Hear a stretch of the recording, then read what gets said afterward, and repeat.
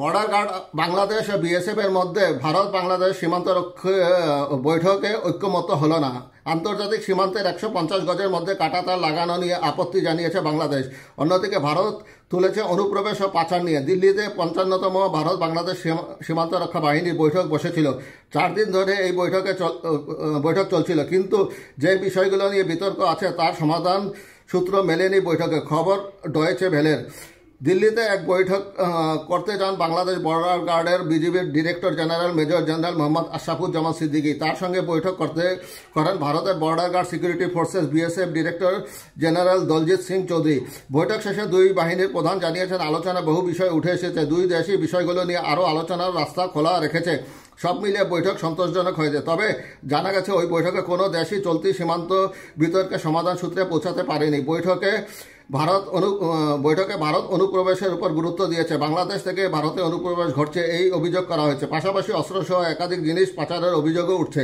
অন্যদিকে বাংলাদেশ আলোচনা তুলে এনেছে সীমান্তে কাঁটাতার লাগানোর প্রসঙ্গ। অভিযোগ, কোনো জায়গায় ভারত আন্তর্জাতিক সীমান্ত পিলারের 150 গজের ভিতরে কাঁটাতার লাগাচ্ছে, যা আন্তর্জাতিক সীমান্ত আইনের পরিপন্থী।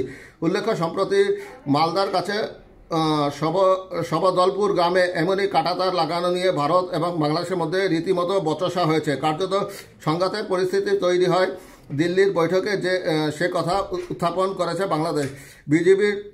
বিজিবির ডিজি জানিয়েছেন, আন্তর্জাতিক সীমান্তের 150 গজের মধ্যে কোনো কিছু নির্মাণ করতে হলে আলোচনা প্রয়োজন। অন্য দেশকে সে বিষয়ে জানানো দরকার। কেন এই নির্মাণ জরুরি তা বলতে হবে। দুই দেশ রাজি হলে তবেই এই ধরনের নির্মাণ করা সম্ভব।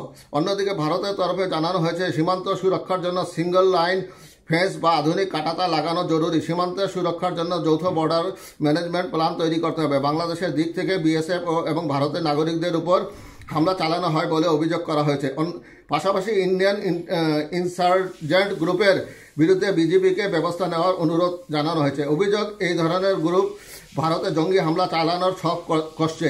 সীমান্তে যৌথ নিরাপত্তা ব্যবস্থা গড়ে তোলারও প্রস্তাব দেওয়া হয়েছে। সীমান্তে কাঁটাতার ছাড়াও আগরতলা সীমান্তে খালে জল পরিশোধন প্লান্ট বসানোর প্রস্তাব দিয়েছে বিজিবি। সীমান্তবর্তী নদীর জলবন্টন নিয়ে আলোচনা হয়েছে। পাশাপাশি ভারত সীমান্তে সশস্ত্র দুষ্কৃতিকারীদের আনাগোনা নিয়ে প্রশ্ন তুলেছে বিজিবি। 4 দিনের সম্মেলন শেষে দুই দেশের ডিজি যৌথ সাংবাদিক সম্মেলন করেছেন। সেখানে আলোচ্য বিষয়গুলো নিয়ে সহমতের ভিত্তিতে ব্যবস্থা নেওয়া হবে বলে আশ্বাস দেওয়া হয়েছে। তবে যে গুরুত্বপূর্ণ বিতর্কগুলি এবারের বৈঠকে আলোচিত হয়েছে তার কোনো স্থায়ী সমাধান সূত্র মেলেনি বলেই সংশ্লিষ্ট সূত্রগুলো জানিয়েছে।